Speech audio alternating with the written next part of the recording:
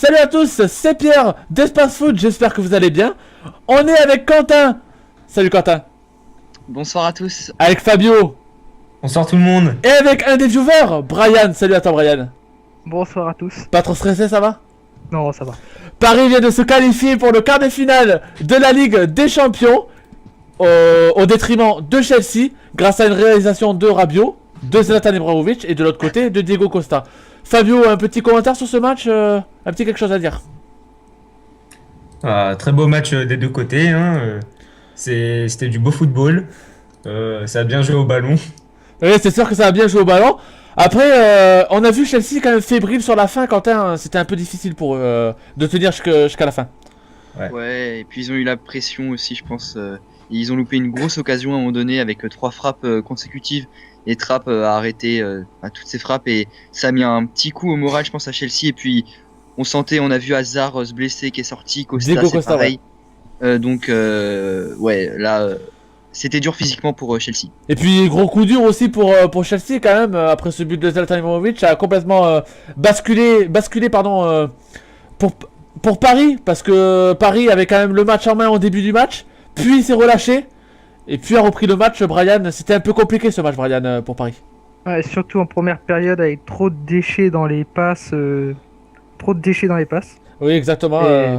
Mais après, le point positif en première période, c'est qu'ils ont mis beaucoup la pression sur Chelsea qui se précipitait trop. Oui. Mais après, voilà, il y a eu trop de relâchement et avec les erreurs défensives, ça a fini par égaliser. C'est vrai que ça a fini par égaliser, et puis au moins Paris derrière a pu marquer.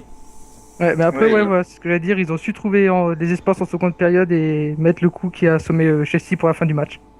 C'est vrai que c'était un match compliqué parce qu'à la mi-temps il y a un partout.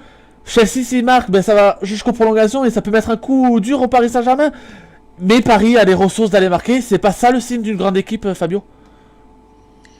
Oui, force est de constater qu'il y a des stars au Paris Saint-Germain.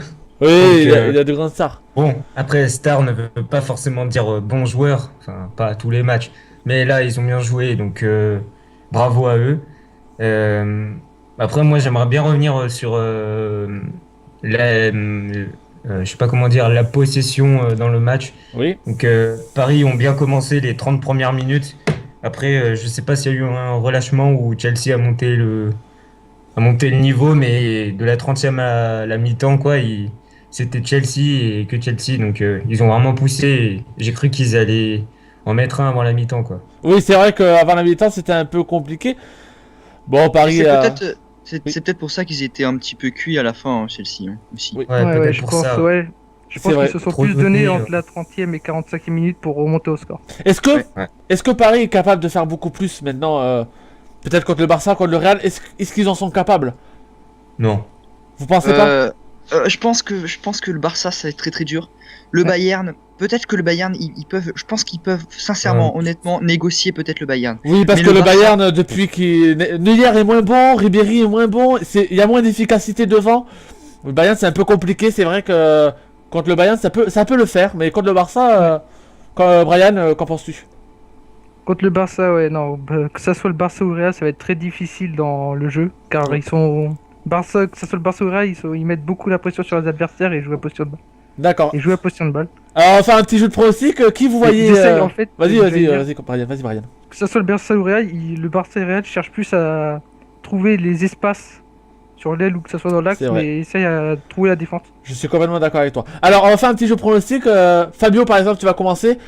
Qui vois-tu affronter Paris en quart de finale de cette Ligue des Champions?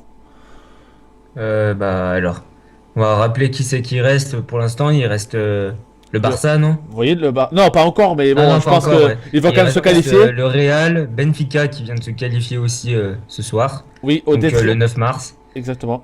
Donc moi, Et Wolfsburg aussi. le Real Et Wolfsburg. Ouais, Wolfsburg aussi. Ouais. Au détriment de la Exact. Gantoise. Donc moi, Wolfsburg et Benfica, bon, sur le papier, oui, Paris passe. Ouais. Sans trop de problèmes, je pense. Après, ça veut rien dire, mais bon, c'est sur le papier. Ouais. Après, le Real, je sais pas, hein, le Real, il joue bien, mais C'est un peu compliqué à le voir. Real. C'est vrai que c'est un peu compliqué. Ça va être compliqué, ouais. Après, bon, il y a toujours l'Atlético, Barça. PSV, on sait pas encore. Oui. On va attendre la semaine prochaine, je pense. Et... Ouais. D'accord. D'accord. Ouais. Eh bien écoutez, j'espère que ce débrief vous a plu. J'espère en tout cas que Brian, ça t'a plu. Ouais, ça m'a plu, ça a fait plaisir de faire partie de l'équipe. Merci à toi et j'espère à bientôt pour un nouveau débrief. Et ça sera vendredi avec les matchs de Ligue 1. Allez, salut les guys. Salut. Salut, Salut, ouais. bye.